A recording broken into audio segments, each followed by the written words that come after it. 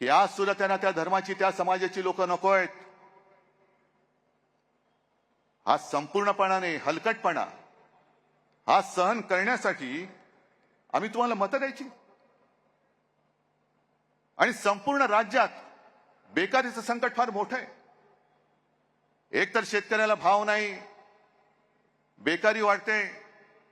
मी 2 दिवसापूर्वी एका सभेमध्ये सांगितलं, तेच या चॅनलवाले समोर आहेत म्हणून पुन्हा सांगतोय की सोयाबीनचे जे शेतकरी आहेत, कापूस पिकवणारे शेतकरी आहेत, त्या सोयाबीन पिकवणाऱ्या शेतकऱ्यांना सांगतोय की जरा एक 8 दिवस थांबा। हे सरकार जाणार म्हणजे जाणार, आपलं सरकार तुम्हीच आणणार आहात आणि आपलं सरकार असताना सोयाबीनला भाव साधारणतः 6-6.5 हजारच्या पुढे होता।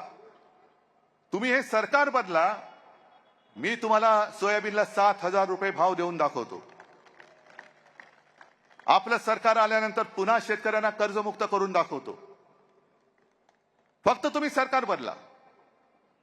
सरकार बदललं तर तुमचं आयुष्य बदलणार आहे आणि नाही बदललं तर महाराष्ट्राची विल्हेवाट लागणार आहे। पूर्ण महाराष्ट्र नासून टाकायचा यांचा प्रयत्न सुरू आहे।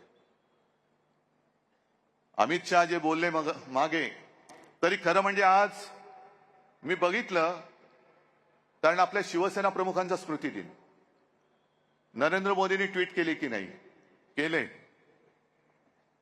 कारण नसतं केलं तर पंचायत झाली असती, कारण आज राहुलजींनी ट्विट केलेलं आहे आणि आदरांजली वाहिलेली आहे। पण मार्ग कुठे कुठे कुठे भरकटायचा। अमित शहानी मला सांगितलं, उद्धव बाबू, म्हटलं हा बोलो अमित शेठ। नाही, आता मला बाबू म्हटलं, आपल्याला काहीतरी आदरातिथ्य करायला पाहिजे ना। हा बोलो अमित शेठ। तुम्ही त्या काँग्रेस बरोबर बसलात। म्हटलं म्हणजे कोण आहे? नाही, ज्यांनी 370 कलम काढायला विरोध केला त्यांच्या सोबत तुम्ही बसलात। म्हटलं अमित शेठ, 370 कलम काढताना ज्या पक्षाने तुम्हाला पाठिंबा दिला त्या पक्षामध्ये शिवसेना पण होती, हे तुम्ही कसं काय विसरलात? मग जरा ब्राह्मी तेल वगैरे लावा डोक्याला, बरं असतं। मग दोन्ही गोष्टी होतील, केस पण वाढतील आणि जर काही शिल्लक असली बुद्धी तिला पण जरा थोडी चमक येईल। पण आम्ही तुमच्या सोबत होतो हे तुम्ही सोयीस्करपणाने विसरलात।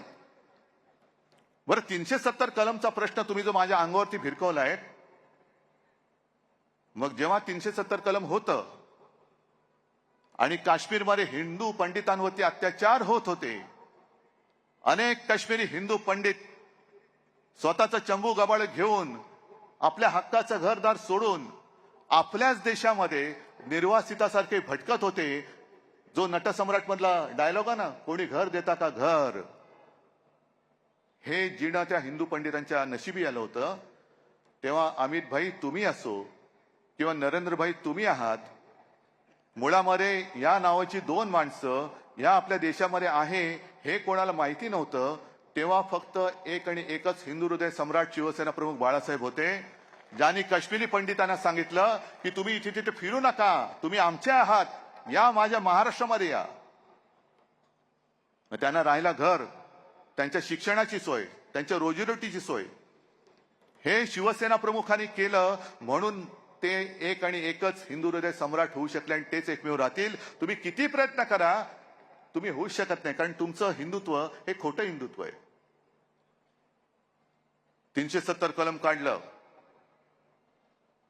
ठीक आहे, पण आजची ही निवडणूक आहे ही महाराष्ट्राच्या जीवन मरणाची आहे।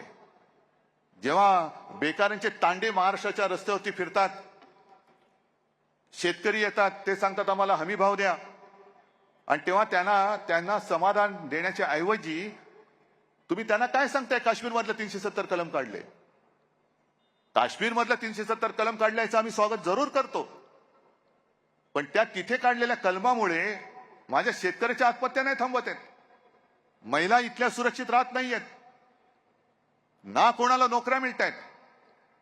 कारण आमचा आक्षेप जो आहे तो इथे आहे।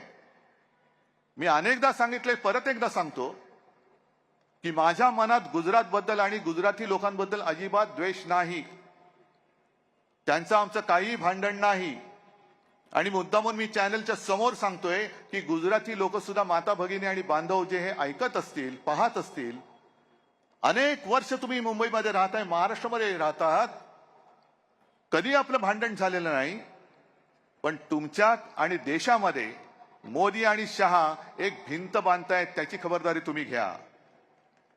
एक भिंत बांधतायत आणि ही भिंत मोदी शहा निघून जातील, मोदीजी झोळी अडकवून निघून जातील, पण मोदी शहा गेल्यानंतर गुजरात आणि आपला हिंदुस्थान याच्यामध्ये बांधलेली जी भिंत असेल ती जर्मनीमधल्या बांधलेल्या भिंतीपेक्षा अधिक वाईट पद्धतीने बांधलेली असेल.